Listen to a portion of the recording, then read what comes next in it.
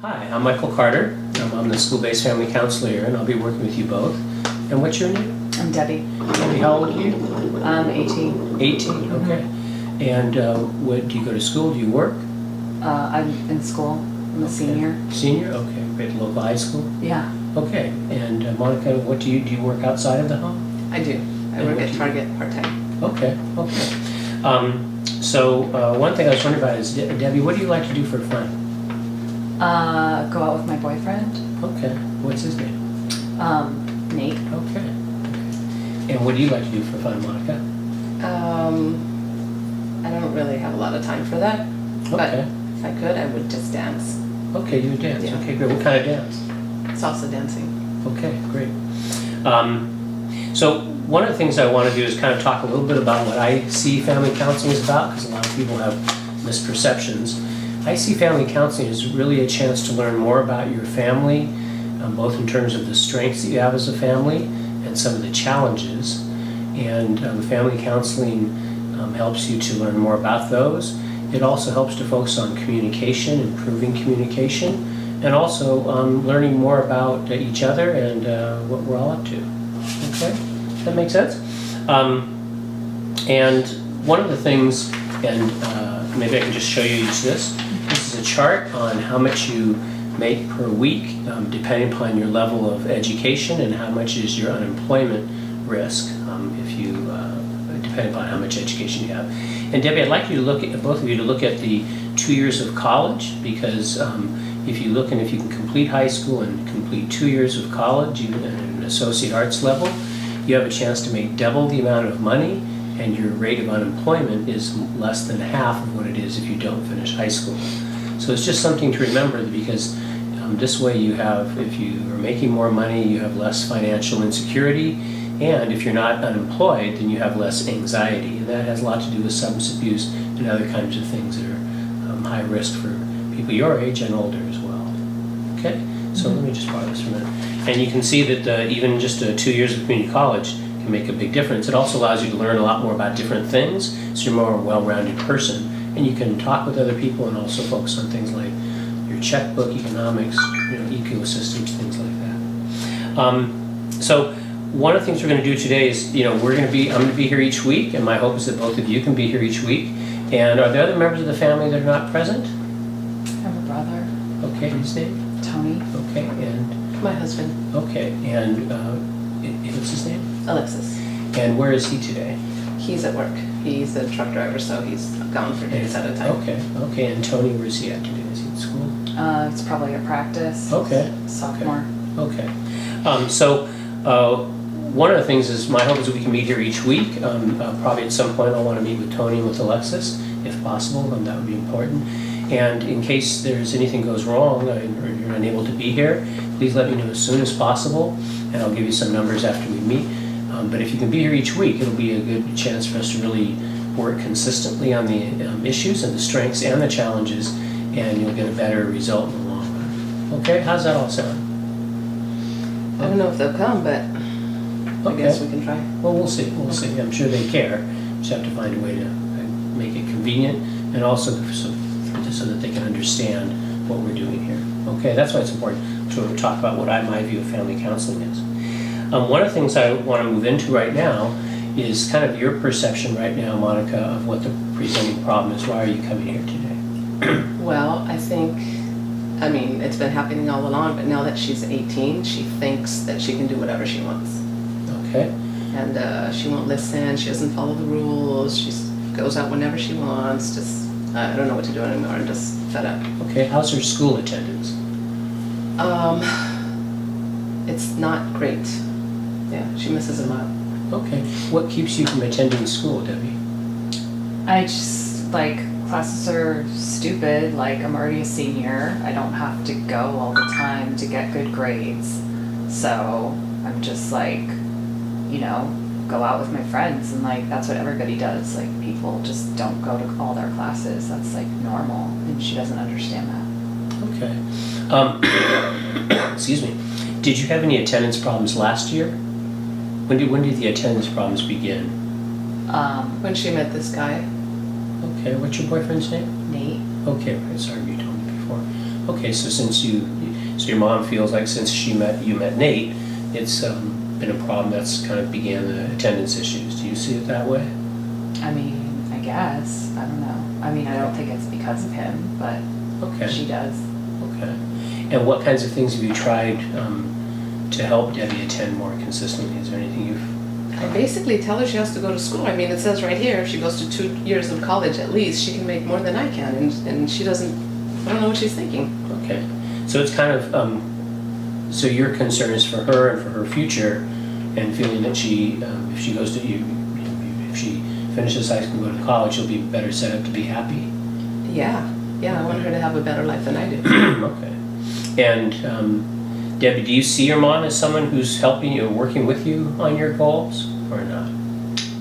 I feel like she's just always telling me what to do, and like I feel like she's just like, you know, like I feel like ever since I turned 18 that she just wants to control me more, because she like just wants to be in charge of my life, and I think she's like jealous of my relationship with Nate, Okay. like because now I'm not at home as much anymore. Okay. So she's jealous of the time you spend with Nate? Mm-hmm. Okay. And you think that she wants to spend more time with you? Or like she just wants me around so that I can like do more chores or whatever it is. That's not true. You hardly do anything. Okay.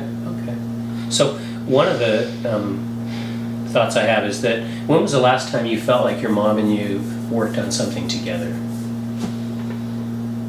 No matter how long ago it might have been. Sometimes it's on college applications. I know that was the beginning of this academic year.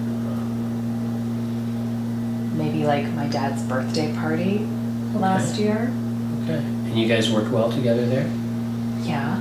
Okay. So we're going to try to find out more about how you guys are able to work well together in that area, and maybe it'll help us, the two of you, work together more on your goals. I think one of the things I see is a difference of goals, and it may be that we can talk more about kind of the data of what I just showed you, and also how that connects with what you want to do in a couple of years. Okay?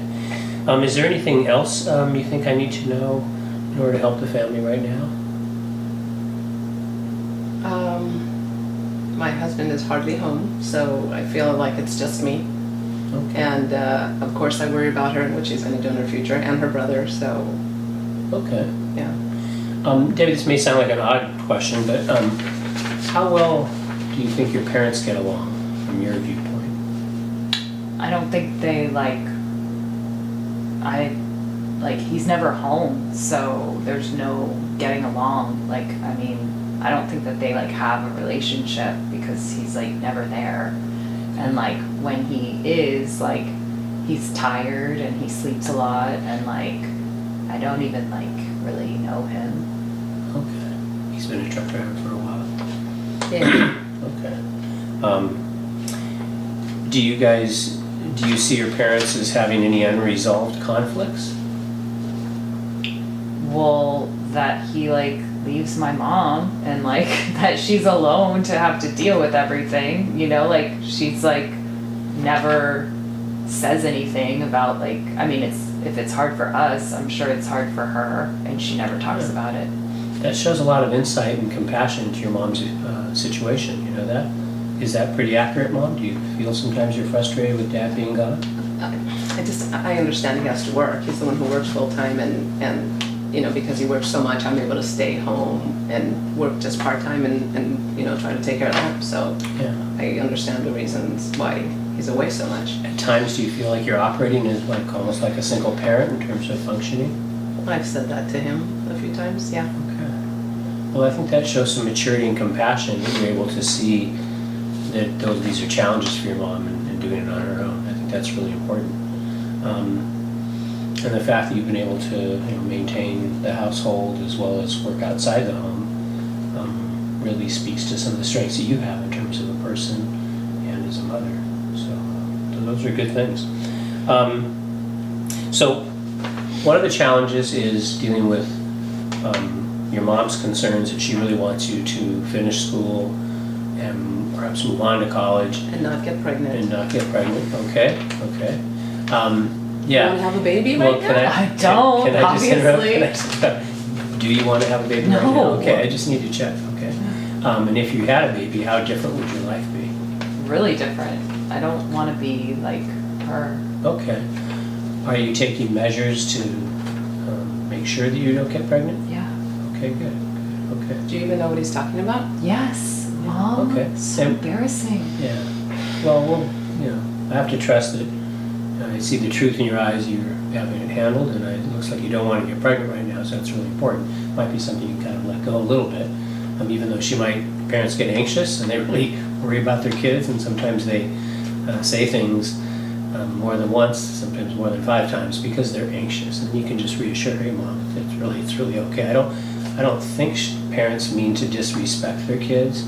It's just the anxiety. I think that's a big part of it. So, She never she just accuses me of I'm gonna get pregnant. She never Yeah. asks me like you just asked me Yeah. are you doing anything to prevent that? She never is has a talk with me. It's just you're gonna get pregnant. okay. Well, she's 18. She has a new boyfriend. I know what they're doing. Yeah. Let me interrupt for just a minute. One of the things we're going to talk about is the strengths and the challenges. And one of the challenges that I see in your family, it has nothing to do with any of you, just has to do with the ages of the children, is that you're in the stage of individuation of the adolescence. Your son is 15. He's a sophomore in high school. He's farther into adolescence than he was in junior high, but he's still really in that time of adolescence. And for you, you're towards the end of adolescence, but you're emerging into the departure of children phase. And when you're 18, you're legally allowed to leave. Your parents are legally allowed to kick you out, but it would be it's very challenging for most 18-year-olds to be able to operate independently, especially in the area of finances. So, so you're emerging into that point of departure, and part of the departure process is sometimes having relationships and doing more things on their own. So that's a natural challenge, having 2 adolescents and having one who's emerging into departure of children. You don't have any other children that are older than her? No. Yeah. So, and what about your husband? He doesn't either. Yeah, We so- started kind of young, so. Okay, yeah. So I just don't want her to end up pregnant and, married at 19 or any of that stuff. And I Well, what's interesting is you may not see that you have a lot of agreements, but actually that's exactly what you said. You don't want to end up like your mom, going through what your mom went through, and neither do you. So those are pretty good things. One of the things we're going to learn more about challenges down the road, especially after you meet your husband and your brother. One of the things is sometimes people have arguments, and I get a sense sometimes there's probably arguments at home between the 2 of you. Does it happen? Yeah. She wants That to do what she she started. wants. Yeah. Do you think those arguments are productive for you, Debbie? No. What about you? No. Yeah, so one of the things I'd like you to do, and one of the benefits of being in counseling and coming consistently, is that we can do a thing called shut down, write down. And whenever you start to get into a conflict or an argument that doesn't seem to be going anywhere for either of you, either one of you can say, we need to shut this down. And then shut down the argument, stop talking to each other, and separate, and try to write down, if you can, the date and the time and how you feel. And I'm going to give you each a little notebook before you leave with a pen in it. And when you get upset, anytime there's a shutdown, each of you want to go separate, write down the date and the time and what you're thinking and what you're feeling, because those are really important things. But sometimes the way we argue, especially when we're anxious and feeling judged, it isn't effective. We end up just not really listening to each other. So what will happen is when you shut it down and write it down, then when you come into the sessions, I'll ask you to take a moment and reflect on which was the most important issue that you have written down, and then we'll start to work through these conflicts in a way that helps your communication and also hopefully helps to resolve the issue. One of the challenges is that if there's something that has to be done, if you can wait until you meet with me, great. If not, you may have to address an issue and come to some arrangement for certain things that are time certain. And what I'd encourage you to do is, if you have a shutdown, try then to calm down, write down, and then try to revisit it maybe an hour later or even the next day. So she can't leave the house? Well, I think for right now, I would imagine that if you leave the house, what do you think your mom would like you to know when you leave the house? What would she like to know? I don't know. I mean, she just doesn't ever want me to leave. Well, that may be it. She was probably worried that what will happen if you do leave, and I know most parents want to know where their kids are going. Mm-hmm. Is that something you feel comfortable telling your mom where you're going? Yeah, Will you be honest about it? I guess. Okay. And if you have a safety concern, Mom, I think it could be something you could express to her so that she can, and I would try not to feel like she's judging you. It may just be a question she has out of anxiety, and put it in the form of a question. Put it in the form of a question so that it's respectful to, well, do you have a coat, or do you have enough money, or do you feel like that's a safe place for you to go? And that way you can have a chance to reassure your mom and maybe even reassure yourself. But if it devolves into an argument, it's probably going to be better to just shut it down. Even if you have to wait a week to go out, I think that patience is something that reflects a lot of maturity, and something that then should lead to you having more privileges and more trust from your parents.